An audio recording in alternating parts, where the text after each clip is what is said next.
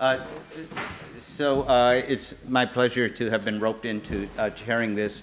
And the first speaker is Professor Valerie Hansen she's a historian from Yale University. She works on pre-modern China, particularly medieval period, and particularly relations between different ethnic, political, national groupings of the time. And she has just published a marvelous new book called The Silk Road, A New History, I believe. With documents? Without documents is already old, and with documents is newer. With documents is newer. So welcome, Valerie. And my talk has disappeared. Okay, I begin, sorry. Hello, everyone. You will have noticed that I have changed the date on my title. That was my mistake. That was not the mistake of the Collège de France. Collège de France never makes any mistakes. So let us begin. I'm talking today about a meeting that occurred in 1027, and I entitled my talk "The Group of Three." Basically, I mean, it was the group of three in terms of Central Asia, not the entire world. And we know that there was a meeting in 1027 at the court of the ruler of Afghanistan, Mahmud of Ghazni, and that two envoys walked from they walked from what's now Xinjiang in modern China, and they arrived at Mahmud's court.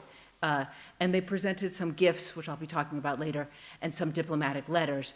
And we know about this because of the writings of the historian al-Marwazi, who wrote in Arabic about it. And I was going to say, in terms of where they traveled, maybe easier here.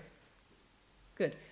So they're starting, we're not actually sure where they started, probably somewhere around here, and they cross over. So this is the Buddhist world of North Asia, and they cross into, this is the world's regions in the year 1000, and the only region that is not round, right? This is the Islamic world, and they cross into Afghanistan. And this is map is very hard to see. It just gives you the outline of the Islamic world, so we'll skip that and go here. And we don't actually know where they went, where this meeting took place. It might have taken place in Mahmud of Ghazna's capital, which was in the modern city of Ghazni. We heard a little bit about it this morning. Or it might have taken place in Lashkari Bazaar, which was the Mahmud's winter palace.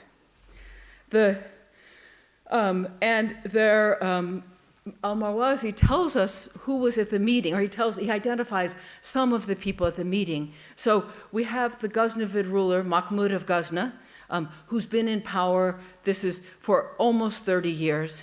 That we have an envoy, and then we have the two envoys who walked. One of them came probably from Turfan. There were two Uyghur kingdoms at the time, and there's a possibility that it was not Turfan but Ganzhou, but I think it's more likely he came from Turfan. And then a representative of the Khitan peoples who were governing much of that stretch of grasslands I showed you in North Asia, and who were the rulers of the Liao dynasty.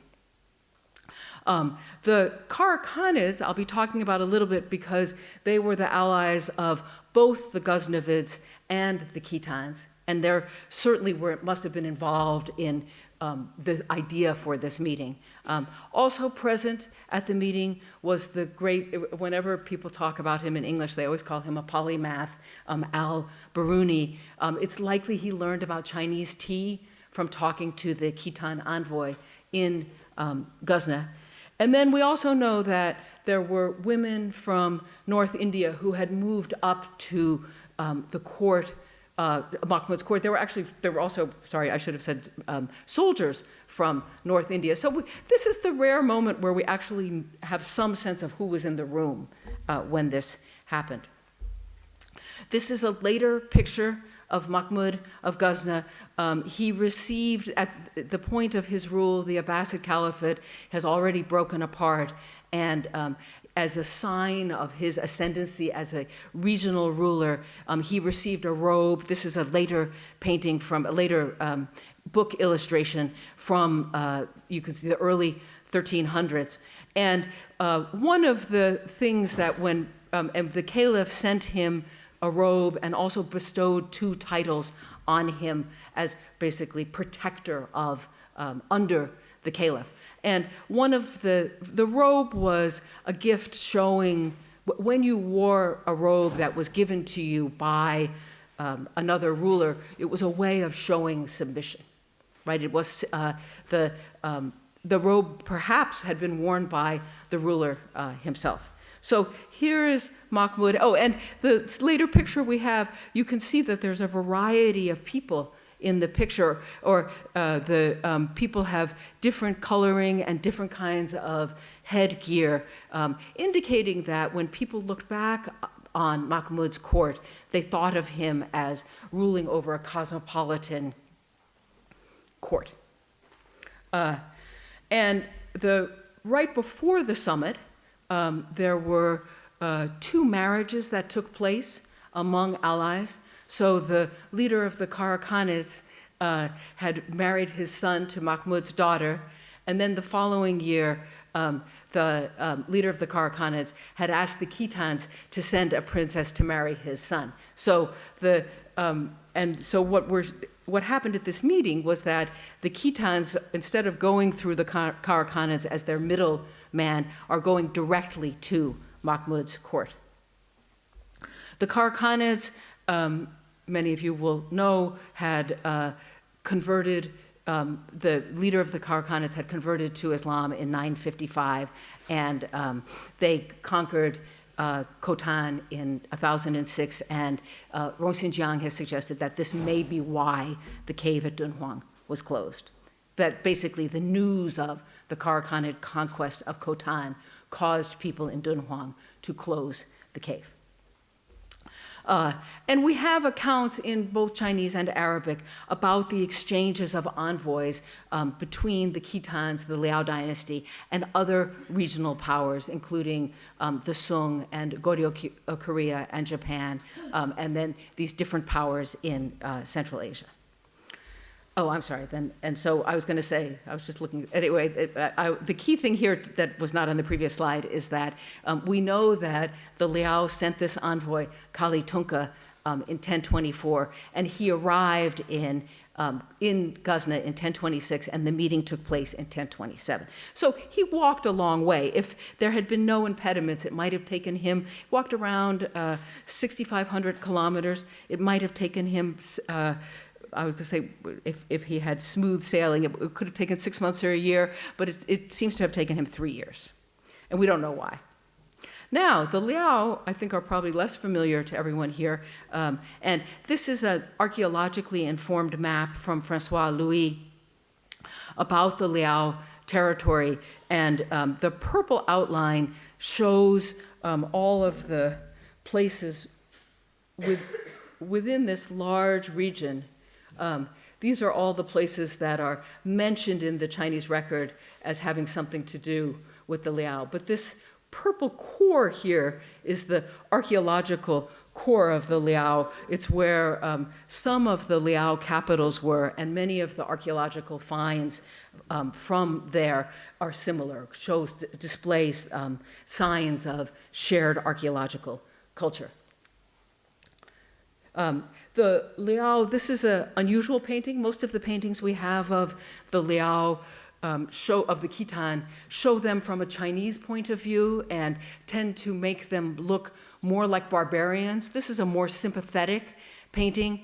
It's credited to, there was a Liao prince who was also a painter. And everything in this painting, this is it's a later copy of an earlier painting. The things in this painting are of Liao manufacture, so we can see that they prize their animals. These are nomadic peoples, they're the ancestors of the Mongols. And I shouldn't say the physical ancestors, they're forerunners of the Mongols. And they're also prize hunting. The main source of what we know about Liao court culture, the material aspects of Liao court culture, is this one tomb that has not been disturbed. There's lots and lots of Liao tombs, but the one tomb that hasn't been disturbed is the Princess of Chun tomb. And I just will show you some slides of different things that show that, and this is before the meeting. This is 9 years before the meeting, the time of burial. There's some evidence in the written sources that when a member of the royal family died, they were buried with gifts from envoys that had been presented by diplomats from neighboring rulers. So we have this brass plate, and so I'm showing you the picture from the Princess of Chun tomb, but telling you on the basis of comparisons with other archaeological material where things probably came from. So this is a brass plate from Nishapur, and this is a glass bottle, as you can see, probably from Syria or Egypt. A rock crystal bowl. Rock crystal was particularly cherished because it's translucent, so it looks like glass, but it shatters very easily. So to make something so small and beautiful was very difficult. Amber was the favorite object of the Khitan. We know from chemical testing that it was shipped from the Baltic. We also know that because of textual descriptions of it. And I was going to say, we have so we know from Marwazi, again, the historian who tells us about these letters, that the goods that the Chinese and presumably the Khitan imported from the Islamic world were ivory, but the ivory was not elephant ivory, it's walrus ivory. And frankincense, an aromatic, and this is a period when aromatics are deeply prized. People are always trying to change the way that rooms smell or their robes smell or the way they smell. And then the amber, Al-Marwazi tells us about the amber, and he tells us it's Slavonic, so it's from the land of the Slavs. It's from the Baltic, which chemical testing has confirmed. And then there's this word hutu, which is a loan word from Khitan that Laufer first identified as meaning walrus tusk. And we have descriptions in Chinese that show that the Chinese believed that if you put a piece of walrus tusk in your hand and next to poison, the tusk would start to sweat. The tusk would give off a liquid. And then we know from Al-Marwazi what the Khitan envoy brought. So I was going to say, that's the trade, the archaeological evidence we have of trade between the Khitan and the Middle East, the Islamic world. In this particular case, what I want to talk about today is that we know what this envoy brought sent by the Liao emperor to Mahmud of Ghazna. Because we have the description. And so he brought, so the first two items are suits. The word in Arabic is just taub. It just means like a robe or a tunic. We don't know exactly what it was like. And the reason that he could bring so many things, or he brought things in silk, was that the Liao had bested the Chinese in, the Liao had invaded China, and the Chinese had decided that they would, rather than continue to fight, they would just pay an annual indemnity to the Liao, and they paid part of that in 100,000 bolts of silk. The Liao, so he also brought animal skins. These were the product of the Liao emperor that their subject people presented to the Khitan rulers. The musk is from Tibet. And then the one bow with 10 arrows was a symbolic gift indicating the desire to become allies. And then maybe most interesting, because we don't usually learn about why people give each other gifts or what they hoped to achieve, is we've got this is the English translation, this is Minorski's translation, with a few slight modifications, of the letter that the Liao emperor sent to Mahmud of Ghazna. And we don't know what language the original letter was in, but it seems likely it was in some Turkic language.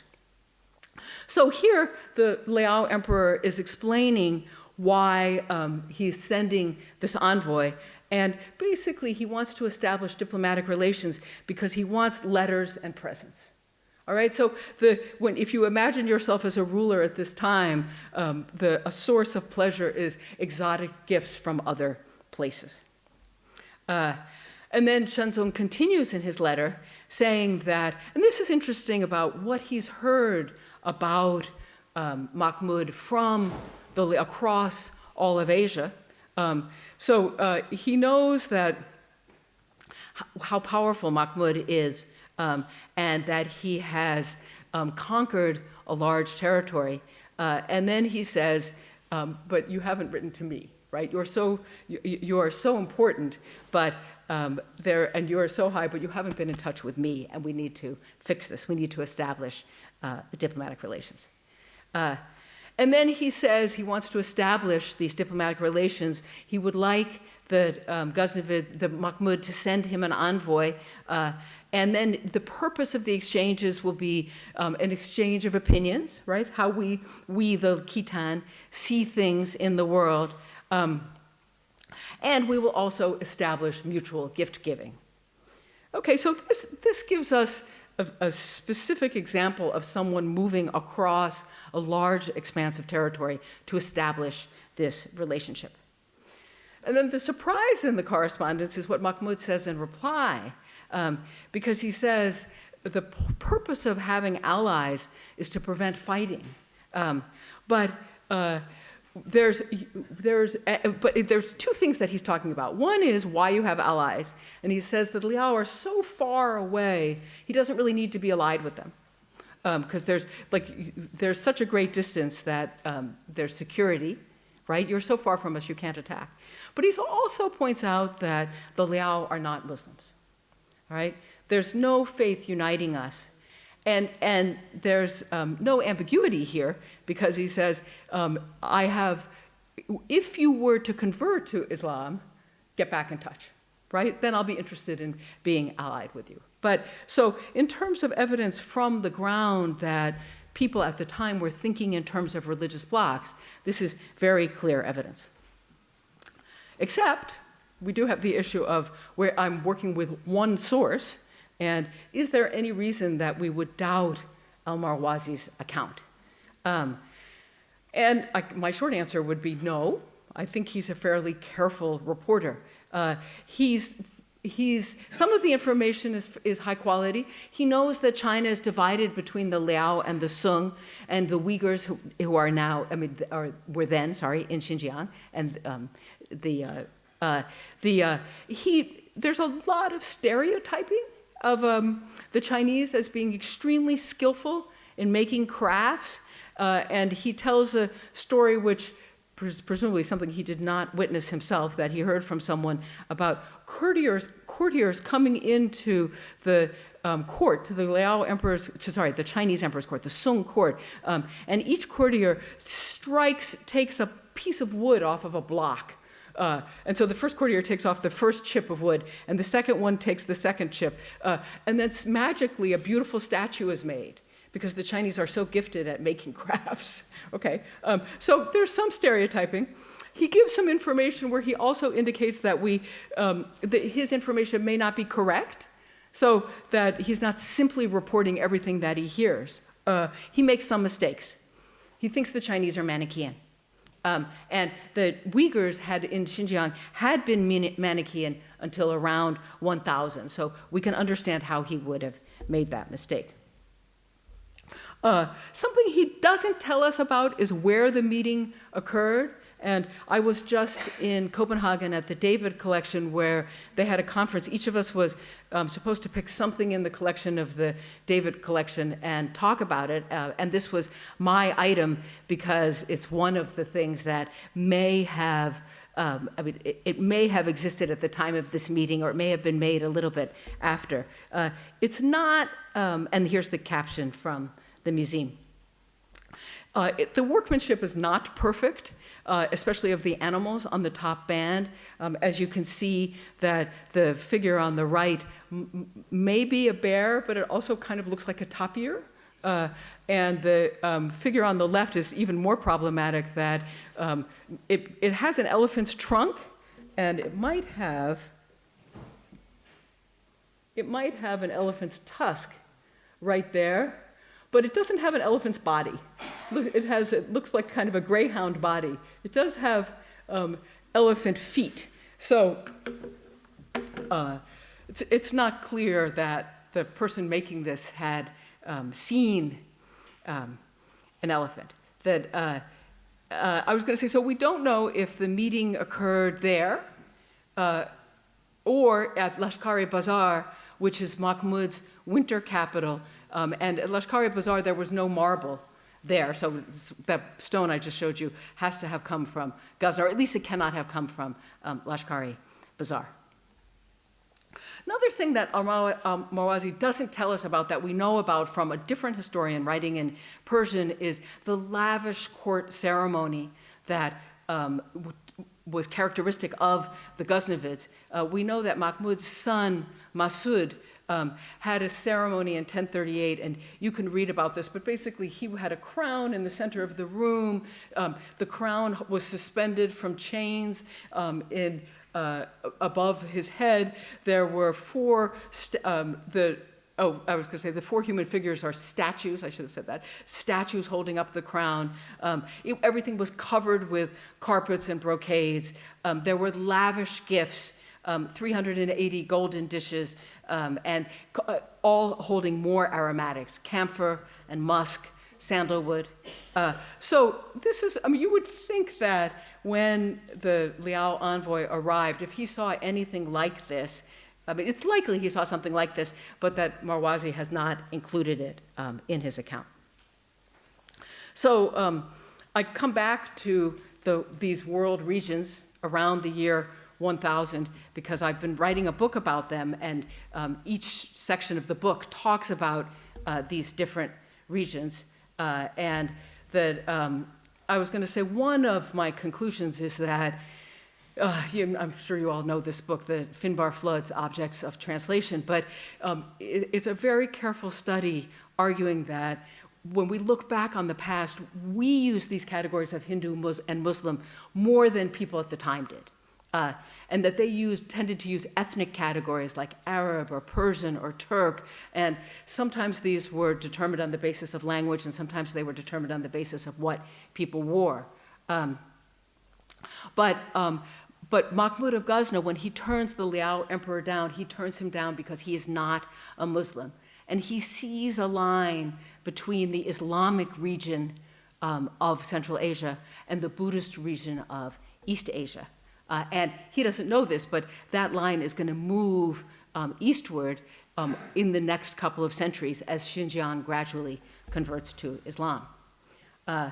And something that we can see all over the world, well, I should say all over Afro-Eurasia, not necessarily all over the world, in the year 1000, is that people define world regions in terms of religion. And rulers, when they become the head of a large group of people, often choose to follow one religion and not to follow another. And many of those decisions are motivated by finding powerful allies. So just a couple of examples. We've got Harold Bluetooth, who converts to Christianity. This is in Scandinavia. We've got Vladimir of Rus, who he adopts Christianity. He adopts the Christianity of Byzantium. Vladimir of Rus is interesting because we have an account that tells us about the options. And he makes a decision not to convert to Islam and to convert to Eastern Orthodoxy, and not to convert to Judaism, and not to convert to the Christianity of Rome. And we have also the Seljuks converting to Islam. There's many more examples. But this is the product of these larger regional groupings that are forming around the year 1000 when people are coming into contact with each other for the first time. And so here is my book cover. I'm so excited. And let me finish with some thank yous. Thank you very much.